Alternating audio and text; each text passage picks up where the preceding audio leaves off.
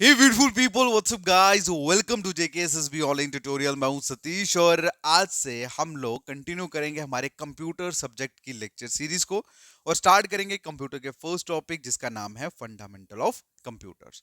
Alright, well बहुत सारे candidate ऐसे सोच रहे होंगे कि फंडामेंटल ऑफ कंप्यूटर तो दिया ही नहीं है तो हम क्यों पढ़ रहे हैं। चलिए आपको बता दूं कि अगर सपोज आपके सिलेबस में कंप्यूटर आर्किटेक्चर लिखा हुआ है, तो ठीक है, आर्किटेक्चर लिखा हुआ है या कंप्यूटर ऑर्गेनाइजेशन लिखा हुआ है या बेसिक्स ऑफ कंप्यूटर लिखा हुआ है, क्लियर, इन सब का मतलब जो है वो सेम ही है। एक और भी हो सकता है, that is introduction to computer.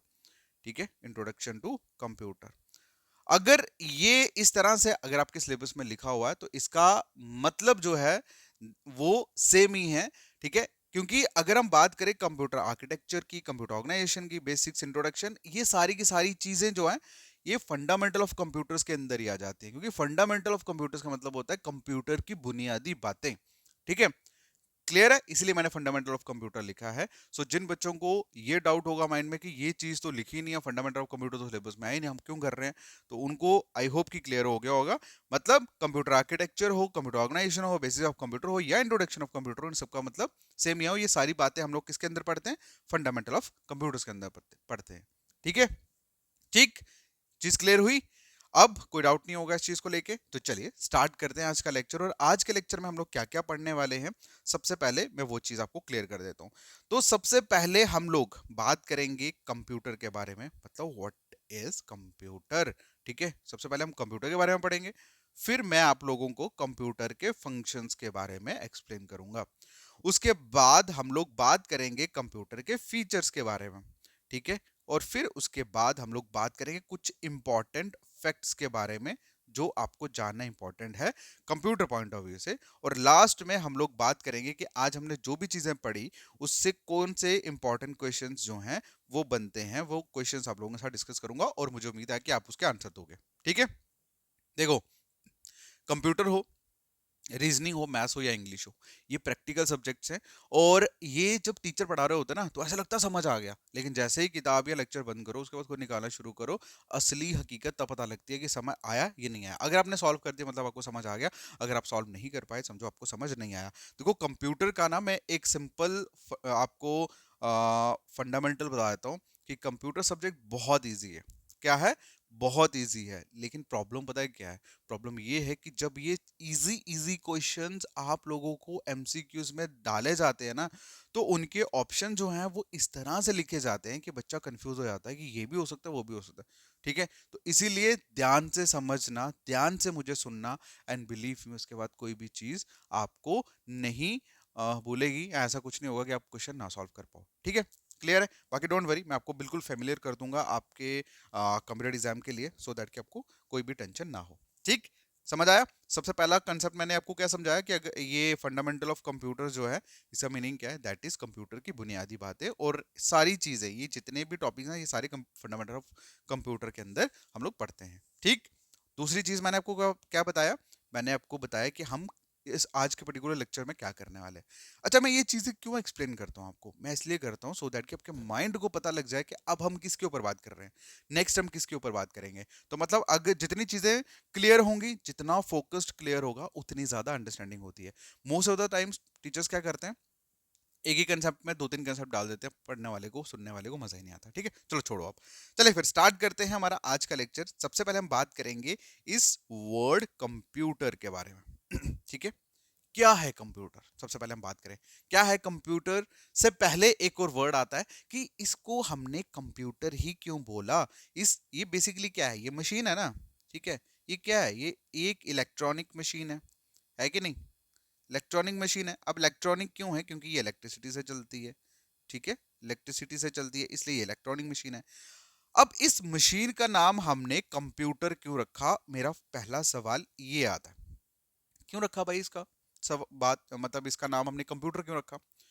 हम इसका नाम कुछ और भी रख सकते थे। ठीक है, हम इसका नाम अपनी मर्जी से कुछ भी रख सकते थे, जैसे हमारे पेरेंट्स हमारे नाम रखते हैं प्यार से, गोलू, है ना, मोटू, कुछ इस तरह से।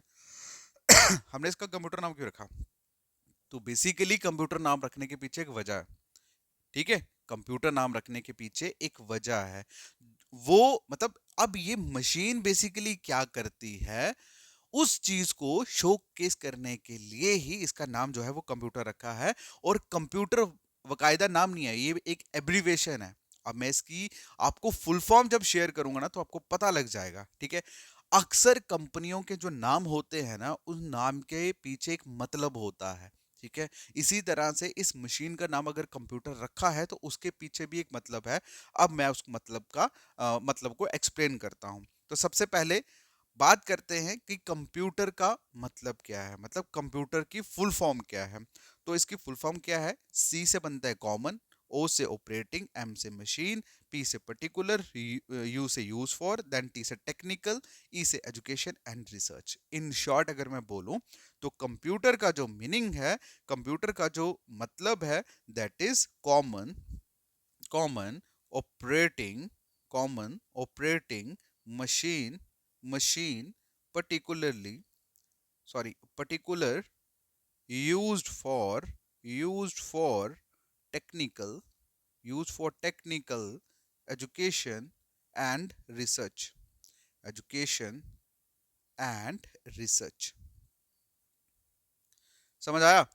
तो कहने का मतलब ये कंप्यूटर का मीनिंग है कि एक ऐसी कॉमन ऑपरेटिंग मशीन जो पर्टिकुलरली यूज की जाती है, किसके लिए, किसके लिए यूज की जाती है, यूज की जाती है टेक्निकल एजुकेशन एंड रिसर्च के लिए। समझ आई?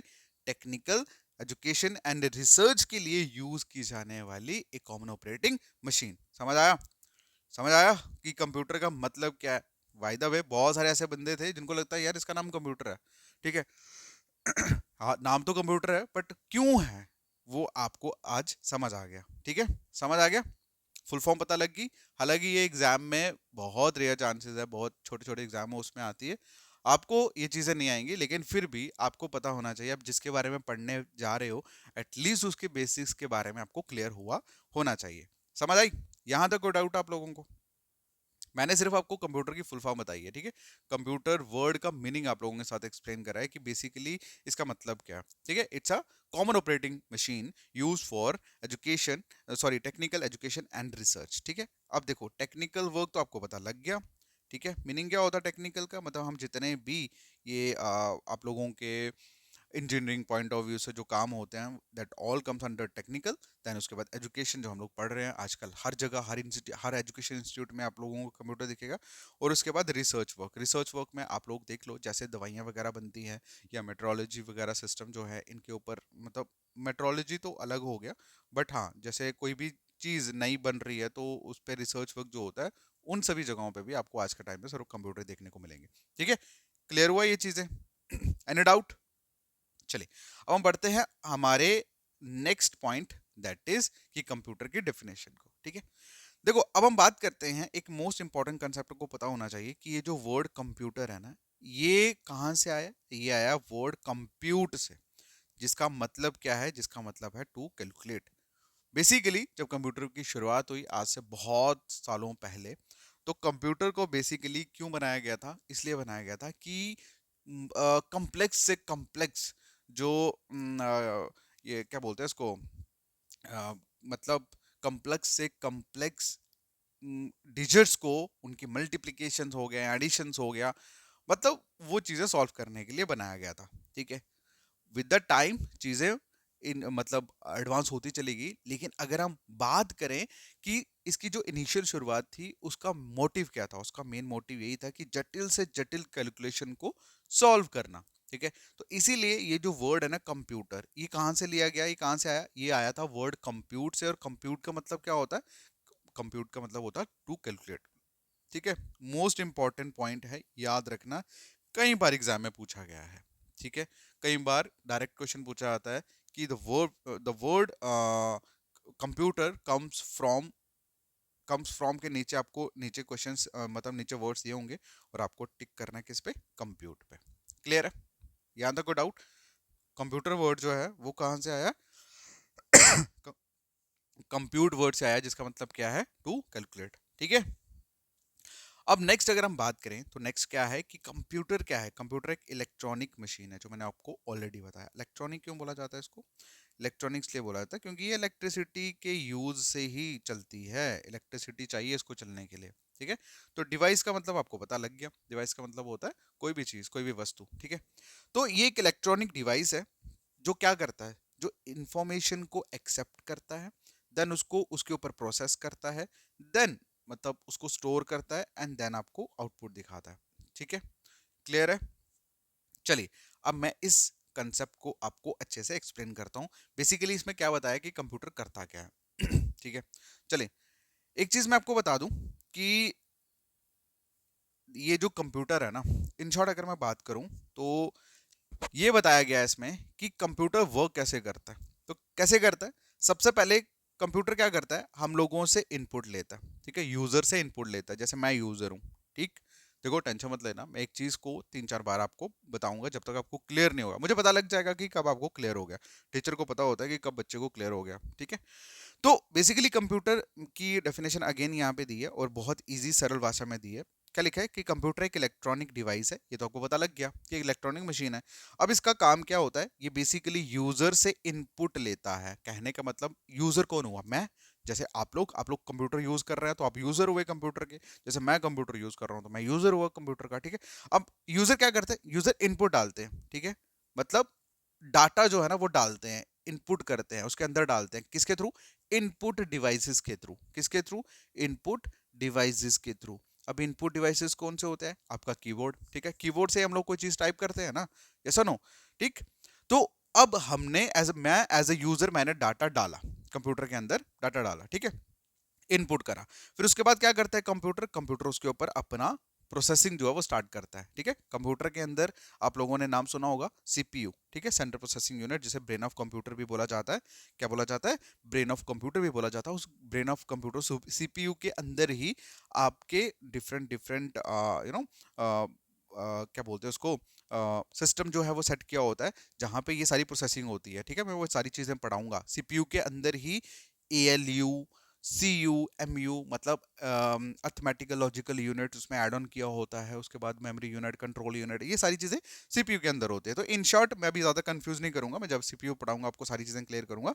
तो अभी तक मैं आपको क्या बता रहा हूँ, सिर्फ मैंने आपको सिर्फ इतना बताया कि मैं एज अ यूजर मैंने मशीन के अंदर, कंप्यूटर के अंदर डाटा जो है वो इनपुट करा। उसके बाद कंप्यूटर उसके ऊपर प्रोसेसिंग करेगा, ठीक है, और फिर उसके बाद आउटपुट देगा मुझे, ठीक है। क्या करेगा, मुझे आउटपुट देगा। कहने का मतलब ये कि मैंने कंप्यूटर के अंदर डाटा डाला, ठीक है, कंप्यूटर उसके ऊपर प्रोसेसिंग जो है वो करेगा और उसके बाद डिजायर्ड रिजल्ट जो मुझे चाहिए वो कंप्यूटर पे, उसके आउटपुट डिवाइसेस पे शो हो जाएगा, ठीक है, जो मेरी रिक्वायरमेंट है उसके हिसाब से। समझ आया, समझ आया, क्लियर है, यहां तो कोई डाउट। देखो जैसे फॉर एग्जांपल मेरे पास एक मेरे पास एक रिटर्न में कोई डॉक्यूमेंट है, ठीक है, बट उस डॉक्यूमेंट को मैं अच्छे से स्ट्रक्चर करके उसका पीडीएफ चाहता हूँ फॉर एग्जांपल, ठीक है। तो मैं क्या करूंगा, मैं सबसे पहले उस टेक्स्ट को उठाऊंगा, कंप्यूटर के एमएस वर्ड पे ऐड करूंगा। ऐड करने के बाद एमएस वर्ड में ही आपको बहुत सारी डिफरेंट डिफरेंट स्ट्रक्चर्स मिल जाएंगे। उसके ऊपर जैसे ही वो सारा चीज़ें हो जाती हैं, ठीक है, डन हो जाएगा। और डन करने के बाद मुझे क्या करना है, कमांड सेट करनी है और कंप्यूटर मेरे सामने प्रॉपर उसका पीडीएफ जो है वो डाल देगा, ठीक है।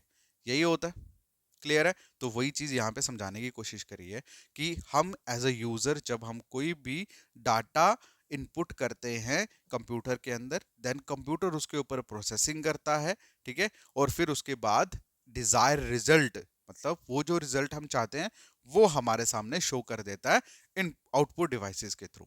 समझ आया? तो ये बेसिकली कंप्यूटर का मेन काम होता है, ठीक है। जैसे फॉर एग्जांपल मुझे एक बहुत बड़ी कैलकुलेशन करनी है, तो मैं क्या करूंगा, मैंने डाटा डाल दिया, मैंने डिजिट्स लिख दिए, मैंने डिजिट लिख दिए, उसको मल्टीप्लाई जो भी करना मैंने वो सारा कुछ डाल दिया। डालने के बाद मैं क्या करूंगा, मैं एंटर प्रेस करूंगा, देन उसके बाद कंप्यूटर जो है वो प्रोसेसिंग करेगा। हालांकि कंप्यूटर की प्रोसेसिंग जो है वो नैनो सेकेंड्स के अंदर होती है। कंप्यूटर उस सभी चीज़ों को मल्टीप्लाई डिवाइड जो भी मुझे चाहिए वो करके मुझे डिजायर रिजल्ट दिखा देगा मेरी आउटपुट डिवाइसेस पे जाने के, मेरे मॉनिटर, या अगर मुझे प्रिंट निकालना तो वो प्रिंटर के थ्रू आ जाएगा, ठीक है। यहाँ तक अब कोई डाउट रहा आपको यहाँ तक कोई डाउट आया आपको? कंप्यूटर का प्रॉपर पता लगा कि क्या करता है कंप्यूटर। चलिए एक बार फिर से एक्सप्लेन कर रहा हूँ आप लोगों के कहने पे, बिकॉज आज फर्स्ट लेक्चर है, मैं चाहता हूँ कि आप लोगों को कोई भी चीज़ जो है वो छूटे ना, ठीक है। फर्स्ट लेक्चर जो होता है ना, वही से इंसान को ट्रिगर होता है आगे वाले लेक्चर पढ़ने का। पहला लेक्चर समझ आया तो मतलब आपको कहानी समझ आ गई, ठीक है। मैंने आपको क्या बताया, एक बार फिर से सुनो ये वाले कंसेप्ट को समझाने वाला हूँ, ठीक है। मैंने आपको क्या बताया कि ये फर्स्ट कंप्यूटर जो है वो क्या है, एक इलेक्ट्रॉनिक डिवाइस है, ठीक है, क्लियर। उसके बाद मैंने कहा कि ये काम कैसे करता है, ठीक है। इस पे ये बेसिकली फर्स्टली क्या होता है कि हम लोग यानी कि यूजर डाटा इनपुट करते हैं कंप्यूटर के अंदर, फिर कंप्यूटर जो है उसको प्रोसेस करता है, और प्रोसेस करने के बाद जो हमें डिजायर रिजल्ट चाहिए वो शो कर देता है अपने कंप्यूटर आउटपुट डिवाइसेस पे। समझ आए, ठीक है। मतलब एक बार फिर से एक्सप्लेन करता हूं, वही सपोज करो मुझे 10 into 20 मतलब 10 को अगर मुझे 20 से मल्टीप्लाई करना मुझे नहीं आता, तो मैं क्या करूंगा, कंप्यूटर पे जाऊंगा, मैं लिखूंगा 10 × 20, तो मैं एंटर क्लिक करूंगा तो वहां पे क्या आएगा, 200 आ जाएगा मेरे सामने। तो कहने का मतलब ये कि वो जो 10 × 20 मैंने लिखा, वो क्या करा, मैंने डाटा को इनपुट करा, मैंने डाटा डाला, कंप्यूटर को दिया कि भाई इसको मल्टीप्लाई कर, तो फिर कंप्यूटर क्या करेगा, उसके उन दोनों को 10 और 20 के ऊपर प्रोसेसिंग करके उसको पता लग गया कि हाँ इन्होंने मल्टीप्लाई का साइन डाला तो उसको मल्टीप्लाई करना, तो उसने उसके ऊपर प्रोसेस करा, और फिर वो 200 मेरे सामने कर दिया, जो मुझे मतलब 200 जो था उसका रिजल्ट जो था वो मेरे सामने कर दिया जो मुझे चाहिए था। समझ आया, क्लियर। चलिए, मुझे उम्मीद है कि आपको सारी चीज़ें क्लियर हुई होंगी। चलिए अब कुछ इन्हीं चीज़ों को थोड़ा सा एक्सप्लेन करें तो देखते हैं क्या लिखा है यहाँ पे कि कंप्यूटर जो है may be define as a device which operate upon the data. कहना है मतलब ये कि कंप्यूटर जो है वो एक डिवाइस है जो डाटा के ऊपर काम करता है, मतलब हम जो भी चीज़ उससे करवाना चाहते हैं, जो भी हम चाहते हैं वो उसके ऊपर करेगा, ठीक है। अब ऐसा नहीं है कि सिर्फ कंप्यूटर के ऊपर आप कैलकुलेशन ही कर सकते हो, आप लोग कुछ भी कर सकते हो, एंड नंबर ऑफ वर्क जो है वो रहते हैं कंप्यूटर के अंदर, ठीक है। उसके बाद हम बात करते हैं नेक्स्ट पॉइंट की कि डाटा जो है वो can be in the form of number, letter, symbol, size, मतलब जो डाटा हम लोग डाल रहे हैं वो किसी भी तरह का हो सकता है। वो नंबर भी हो सकते हैं जैसे मैंने आपको बोला 10 × 20, वो लेटर्स भी हो सकते हैं, जैसे फॉर एग्जांपल आपने कुछ भी वहाँ पे टाइप करा तो मतलब वो उसके अकॉर्डिंगली आपको रिजल्ट शो करेगा। वो सिंबल भी हो सकते हैं, सिंबल इन द सेंस कि जैसे कोडिंग वाला सिस्टम है, लोग कोडिंग करते हैं तो सिंबल के अंदर आता है। अब साइज मतलब कुछ डाटा स्मॉल साइज में भी हो सकता है, कुछ बड़ा लार्ज डाटा भी हो सकता है, ठीक है। तो मतलब डाटा जो है वो वेरी करता है, and it comes in very shape size depending on the type of computer application. तो कहने का मतलब ये कि जो डाटा हम लोग उसमें डाल रहे हैं ये डिफरेंट डिफरेंट टाइप का हो सकता है, डिफरेंट डिफरेंट साइज का हो सकता है, शेप का हो सकता है। हाँ, डिपेंड करता है कि कंप्यूटर एप्लीकेशन के ऊपर, मतलब जो भी आप कंप्यूटर यूज कर रहे हो, देखो हर एक कंप्यूटर की एक लिमिट होती है, ठीक है। तो उस कंप्यूटर लिमिट के हिसाब से ही आप उसमें डाटा वगैरह जो है वो डालते हैं, क्लियर है। हमारे पास जो कंप्यूटर्स होते हैं वो माइक्रो कंप्यूटर्स के अंदर आते हैं, जबकि यहाँ पे सुपर कंप्यूटर्स भी हैं, ठीक है। वो सारी चीज़ें मैं आपको एक्सप्लेन करूंगा जब हम टाइप्स ऑफ कंप्यूटर पढ़ेंगे, ठीक।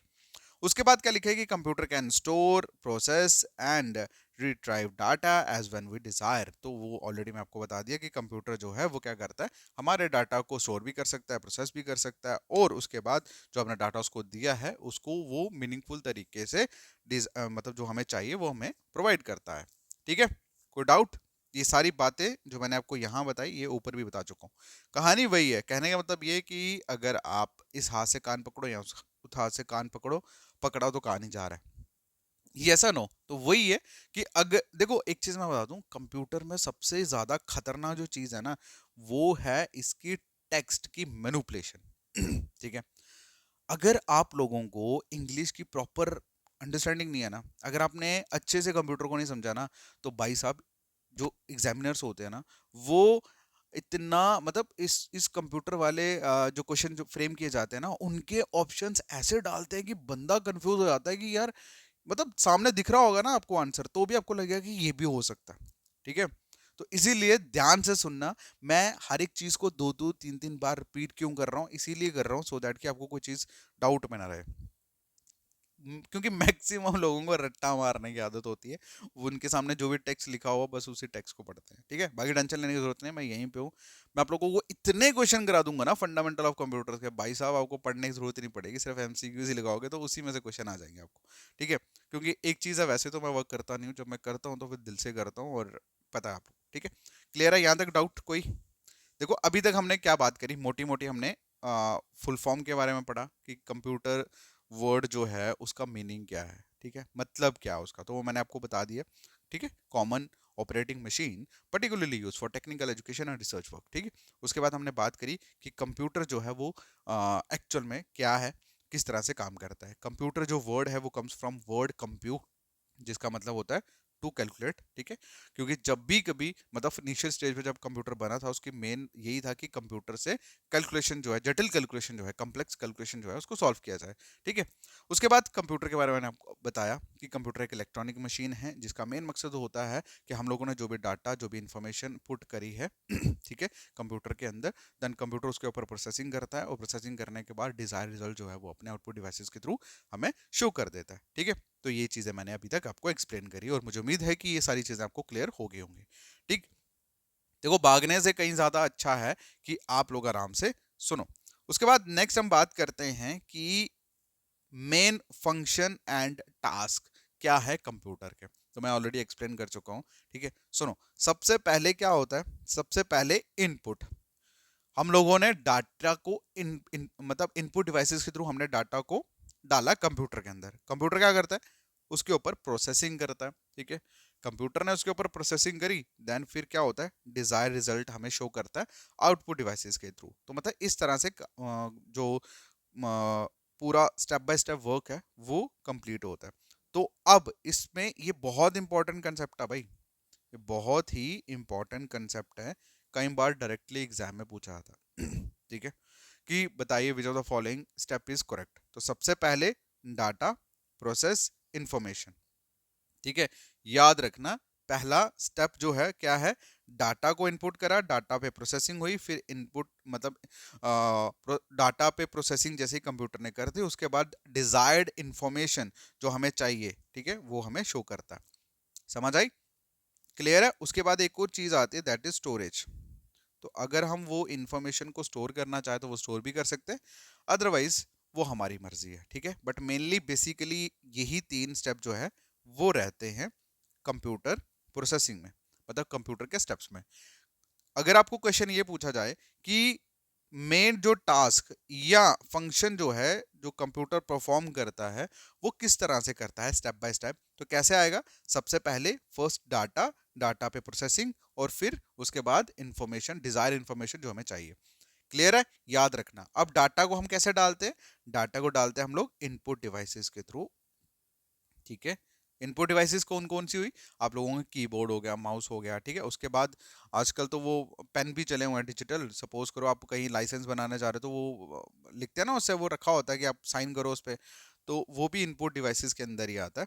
उसके बाद प्रोसेसिंग, तो आपको पता ही है प्रोसेसिंग तो सेम है। अब इन्फॉर्मेशन कहाँ शो होती है, आउटपुट डिवाइसेस पे शो होती है। आउटपुट डिवाइसेस कौन से हो गए, आप लोगों की स्क्रीन हो गए, आप लोगों के प्रिंटर्स हो गए, तो सारे आउटपुट डिवाइसेस के अंदर आते हैं, ठीक है। मोस्ट इंपॉर्टेंट स्टेप से याद रखना। एक बार फिर से एक्सप्लेन कर रहा हूँ। First step is data, data को इनपुट करा, उसके बाद कंप्यूटर उसके ऊपर प्रोसेसिंग करता है, second step. Then third step आता है कि जो भी डिजायर रिजल्ट जो रहता है वो कंप्यूटर के आउटपुट डिवाइसेस पे आ जाता है। उसके बाद एक और स्टेप रहता है दैट इज स्टोरेज। वो आपकी मर्जी, वो यूजर की मर्जी होती है, वो बेसिकली कंप्यूटर में उसको कोई लेन देन नहीं होता। हमारी मर्जी, आप स्टोर करना चाहो स्टोर करो, अदरवाइज नो इशू, ठीक है। क्लियर है? अभी तक कंप्यूटर के बारे में पढ़ लिया, ठीक है। मैंने आपको अभी तक किसके बारे में पढ़ाया, मैंने कंप्यूटर के बारे में पढ़ा, मैंने फंक्शंस के बारे में पढ़ाया। अब हम बात करेंगे फीचर्स के बारे में, ठीक है। लेकिन मैं एक चीज मैं बताऊं, आज हम ना फीचर्स को रहने देते हैं, हम इंपॉर्टेंट फैक्ट्स को पढ़ते हैं, ठीक है। आज इंपॉर्टेंट फैक्ट्स को पढ़ लेते हैं पहले, देन उसके बाद हम कल फीचर्स करेंगे, और फिर उसके साथ हम एमसीक्यूज भी करेंगे थोड़ा से पुरानी चीज़ों को रिवाइज करके, ठीक है। मैं चाहता हूँ जितने लेक्चर छोटे छोटे हो ना उतना ज़्यादा आपको मज़ा आएगा। क्लियर? चलिए अब मैं कुछ इंपॉर्टेंट फैक्ट्स के बारे में आप लोगों के साथ शेयर करता हूँ जो आपको पता होना चाहिए एज अ कंप्यूटर स्टूडेंट, ठीक है। तो सबसे पहली इंपॉर्टेंट चीज जो आपको याद रखनी चाहिए, एक सेकंड वो हम लिखेंगे इंपॉर्टेंट फैक्ट्स, ठीक है। तो सबसे पहला मेरा क्वेश्चन है दैट इज कि फादर ऑफ कंप्यूटर किसे बोला जाता है, फादर ऑफ कंप्यूटर जो है वो किसको बोला जाता है, बताओ। ये कुछ इंपॉर्टेंट फैक्ट्स है जो आपको पता होना चाहिए और कई बार शायद एग्जाम में भी पूछा जाए। तो फादर ऑफ कंप्यूटर किसको बोला जाता है, दैट इज चार्ल्स बेबेज को। किसको बोला जाता है, चार्ल्स बेबेज। ठीक है, क्यों? क्योंकि इन्होंने 1820 में इन्होंने एक एनालिटिक इंजन जो था वो इन्होंने प्रिपेयर, हालांकि पूरा कंप्यूटर इन्होंने नहीं बनाया, ठीक है, इन्होंने एनालिटिक इंजन बनाया था, लेकिन फिर भी इनको फादर ऑफ कंप्यूटर जो है वो बोला जाता है। ठीक है, क्लियर है? Analytic engine. ओके, पहला इंपॉर्टेंट फैक्ट क्लियर हुआ। अब हम बात करते हैं दूसरा कि first first digital electronic computer का नाम क्या था। फर्स्ट डिजिटल इलेक्ट्रॉनिक कंप्यूटर का नाम क्या था? ये एग्जाम में कई बार क्वेश्चन आया हुआ है। तो उसका नाम जो था दैट इज एनिक। ठीक है, क्लियर है? ये एब्रीवेशन है, ये पूरा नाम नहीं है बेसिकली। ठीक है, अब एनिक की अगर मैं फुल फॉर्म बोलूं, इसकी अगर मैं फुल फॉर्म आप लोगों के साथ शेयर करूं, तो इसकी फुल फॉर्म है electronic numerical integrated and computer. ठीक है, क्या है? इलेक्ट्रॉनिक इलेक्ट्रॉनिक उसके बाद numerical numerical integrated integrator integrator and computer and computer. ठीक है, मोस्ट इंपॉर्टेंट है, याद रखना भाई इसके बारे में। क्लियर है? उसके बाद अच्छा, इसकी एक और इंपॉर्टेंट चीज आपको याद रखनी चाहिए, वो ये कि ये बना कब था। ठीक है, ये फर्स्ट डिजिटल कंप्यूटर का नाम क्या था? फर्स्ट डिजिटल कंप्यूटर का नाम था एनिक, जिसकी फुल फॉर्म है इलेक्ट्रॉनिक न्यूमेरिकल इंटीग्रेटेड कंप्यूटर। ठीक है, ये बना कब था? ये बना था 1946 में। किनके द्वारा? John Mauchly and J Presper Eckert द्वारा। किन्होंने बनाया था? एक तो बंदा था जॉन मॉचले, जॉन मॉचले, और दूसरे कौन थे? And J Presper Eckert. ठीक है, इन दोनों ने मिलकर ये बनाया था। क्लियर है यहां तक? डाउट कोई? ठीक है, बट डोंट वरी, अगर डाउट होगा भी तो मैं क्लियर कर दूंगा, नो इशू। अच्छा, अब हम बात करते हैं हमारे थर्ड इंपॉर्टेंट पॉइंट्स की, that is first computer company कौन सी थी? क्या? फर्स्ट कंप्यूटर कंपनी जो थी उसका क्या नाम था? फर्स्ट कंप्यूटर कंपनी का नाम था ईसीसी, जाने के इलेक्ट्रॉनिक कंट्रोल कंपनी। क्या नाम था? Electronic control company. ठीक है, क्लियर है? और ये भी कौन, ये भी 1946 में बनी थी, और किन्होंने बनाया था? ये जॉन, जो ऊपर मैंने आपको बताया, जॉन मॉचले, इन्हीं की कंपनी थी ये। ठीक है, John Mauchly and J Presper Eckert. ठीक है, जे प्रेस प्रेस्पर का स्पेलिंग ठीक लिखा ना मैंने? एक सेकंड को, मुझे लग रहा है मैंने गलत स्पेलिंग लिखा। PRESPER, प्रेस्पर। ठीक है, इकार्ट का ECKART, स्पेलिंग ध्यान रखना। ठीक है, क्लियर है? First electronic first computer company कौन सी थी? दैट वाज ईसीसी, जिसकी फुल फॉर्म क्या है? Electronic control company. 1946 में ये बनी थी, जॉन मॉचले और प्रेस्पर इकार्ट ने इसको बनाया था। ठीक है, क्लियर है? यहां तक कोई डाउट आप लोगों को? अब हम बात करते हैं एक वर्ड जो आप लोग आजकल बड़ा सुनते हैं, दैट इज पीसी। पीसी का मतलब क्या होता है? पीसी का मतलब होता है पर्सनल कंप्यूटर। क्या मतलब होता है? Personal computer. अच्छा, ये जो वर्ड है ये फर्स्ट टाइम कब, इसके बारे में मतलब फर्स्ट टाइम ये कब आजाद हुआ? आजाद मतलब एक, आई थिंक ये उर्दू वर्ड है, मतलब इसके बारे में कब लोगों को पता लगा? फर्स्ट टाइम इस वर्ड को कब यूज किया गया? क्वेश्चन ये आप लोगों के सामने एक सवाल है।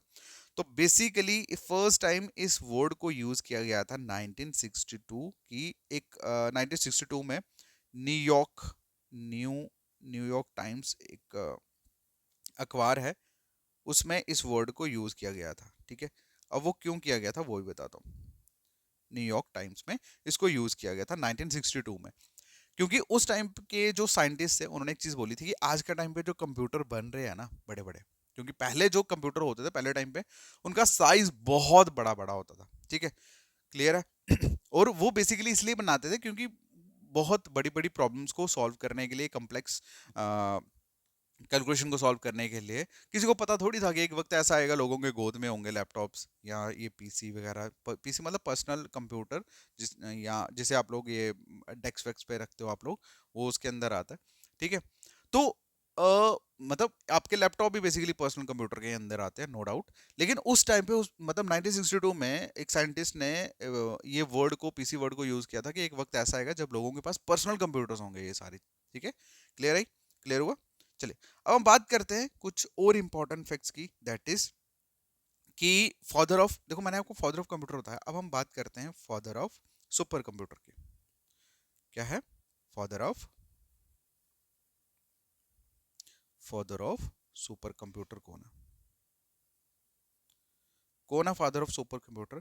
इनका नाम है सीमोर क्रे। क्या है? सीमोर क्रे। ठीक है, और इन्होंने जो पहला सुपर कंप्यूटर जो बनाया था, वो उसका नाम क्या था? ठीक है, फर्स्ट सुपर कंप्यूटर की बात करेंगे। एक सेकेंड, फर्स्ट सुपर कंप्यूटर की अगर हम बात करें तो उसका नाम क्या था? उसका नाम था क्रे वन। क्या था? क्रे वन। एग्जाम में कई बार क्वेश्चन आया ये। ठीक है, सॉरी, 6 वाला ये।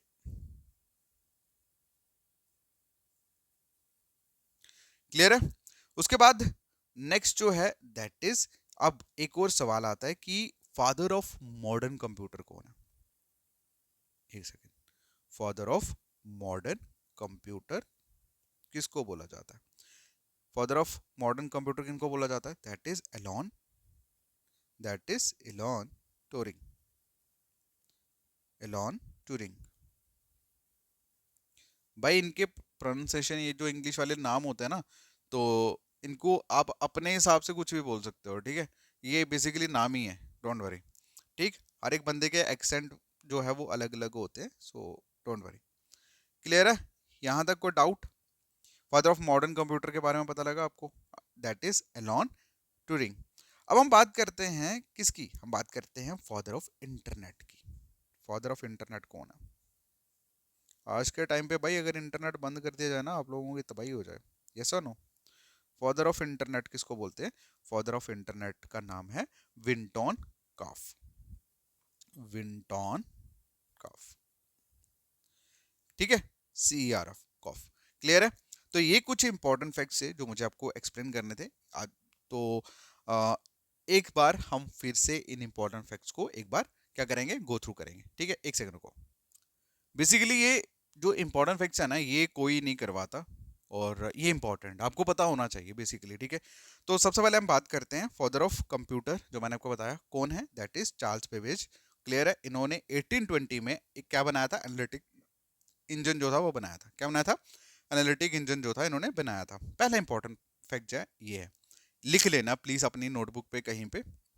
दूसरी अगर हम बात करें, दैट इज कि पहला डिजिटल कंप्यूटर, ठीक है, पहला डिजिटल कंप्यूटर का नाम क्या था? That was ENIAC. क्या नाम था उसका? एनिक। तो एनिक बेसिकली कोई नाम नहीं है, ये एब्रीविएशन है। ठीक है, जिसकी फुल फॉर्म क्या है? That is electronic numerical integrator and computer. ठीक है, और इसे किसने बनाया था? इसको बनाने वाले कौन थे? जॉन मॉचले और जे प्रेस्पर इकार्ट। और कब बनाया था? 1946 में। क्लियर है? उसके बाद फर्स्ट कंप्यूटर कंपनी कौन सी थी? दैट वाज ईसीसी, मतलब इलेक्ट्रॉनिक कंट्रोल कंपनी। क्लियर है? और ये जो कंपनी थी ये भी 1946 में ही बनाई थी जॉन मॉर्सले और प्रेस्पर इकार्ट ने। क्लियर है?